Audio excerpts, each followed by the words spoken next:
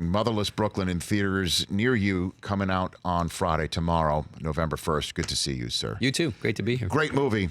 Great film, sir. Thank you. And an adaptation of a very popular book. Why did you choose this book to go ahead and direct it and write it and produce it? Because I'm a greedy actor and I wanted the gig. Okay. It's a great role. I mean, that honestly, like, we definitely, in the end, expanded the vision into some wider ambitions. But in terms of the scope of the story and all of it, but in the beginning, really, this character, it's almost like reading Catcher in the Rye for the first time. It's like you get inside his head, and he's such a hot mess of contradictions. He's smart and sensitive, but he's also like afflicted with Tourette syndrome, and it's funny. You're wincing, you're laughing, you actually feel empathy for what's hard about it, and he's just a fascinating ride. And when I read it, I was like, that's one of those roles you literally go, could I even do that? Right. And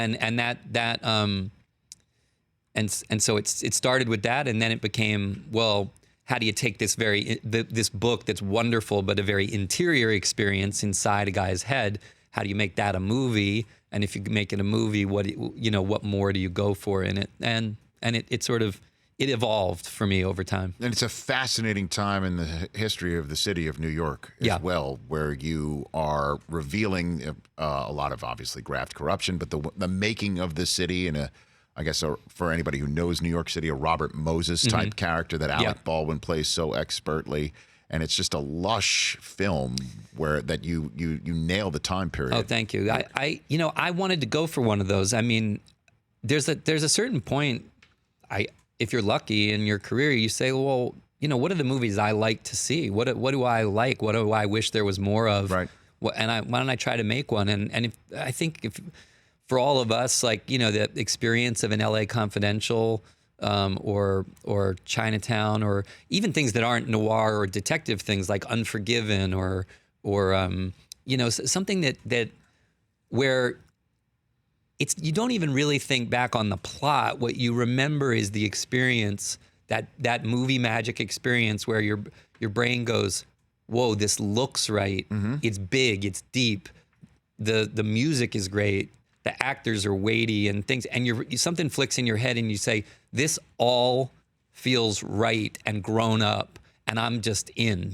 This hypnosis happens, and you just are happy to be there. You're happy to be on the ride. And The Godfather was like that for me. I mean, the first time you saw The Godfather, it's partly the story, but a lot of it is just the bigness of it, mm-hmm. And the fact that it's that many great actors, and I wanted to take a shot at making one of those. Edward Norton here on the Rich Eisen Show. Cast is amazing. One of my favorite people that I actually have known, and he has sat in this chair, guest host of the show, Bobby Cannavale. Oh, yeah. And I snapped a photograph of him as I was watching it at home, because I got a link to watch it. Took a picture of him. I'm like, I'm watching you right now in Motherless Brooklyn. And he writes back about the Jets, because he was, the Jets were screwing it up on Monday Night Football. That's a polite. Well, I was Motherless Jet fan, I guess, in a way, right there. He's amazing in it, and obviously so is Bruce Willis, Willem Dafoe, Alec Baldwin, just absolutely, he crushed it. I think for those of us, Alec, how the Greek masks of drama are like the comedy and the tragedy. Sure, yeah. Alec is one of those actors who's got it both. The fact that he's this great comedic and satirical actor, right, which not lots of great dramatic actors have those chops.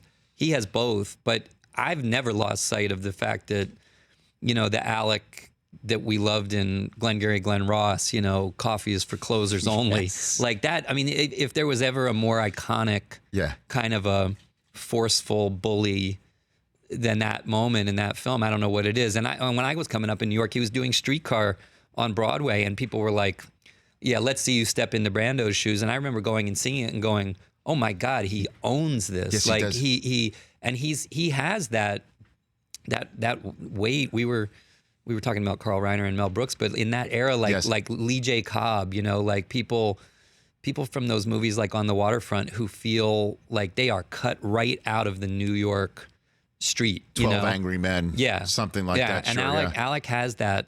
For me, he's always had that. And when I thought about who's the ultimate New York power boss, who's lethally charming and lethally intimidating too, that's him. And he crushes it. He does. In this. Yeah. He does. Yeah, and I mean, another, I guess, serious comedic role, his role in The Departed, on times where he would own the scene, and I would be laughing out loud sometimes with the way that he handled that role. You know, it's funny you say that, because I think, isn't it a funny thing? There are times when if something's really great, someone can be saying something that's cruel or grotesque. Right. But the language is so good, and they own it so well. You laugh. Laughing is the strangest response, but sometimes you just laugh at the delight of how muscular, rich it is, you know. And yes. he says some things in the end of this film, in this kind of dark soliloquy in the pool. Yes. Some of which you can't repeat. But it's almost like the unapologetic, like it makes you sort of almost like laugh in horror. You know what I mean? Well, it's interesting. Edward Norton here on the Rich Eisen Show, I had the benefit of watching it on a link, and I know that that's not what a director wants, but I'm saying the reason why I'm bringing it up here is I watched that soliloquy a second time. Yeah. It was that good. Yeah, I just wanted to see how he chewed it up like it was a meal for him. There's times too. There are literally times, like there's a bit in there where it doesn't ruin anything. He says, you know, if some guy wants to blackjack me, you know, threatening to move our baseball team, then the Dodgers can take it on the arches to the effing coast. It's true. And I couldn't imagine anyone saying that like him. I felt that way about Cannavale too. Like there's certain lines in there.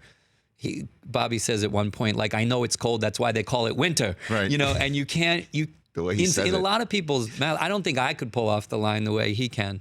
There's just an authenticity to some actors that they can do things that other people can't do. For more of The Rich Eisen Show, tune to Audience Channel 239 on DirecTV for free on BR Live, or download the Rich Eisen Show app.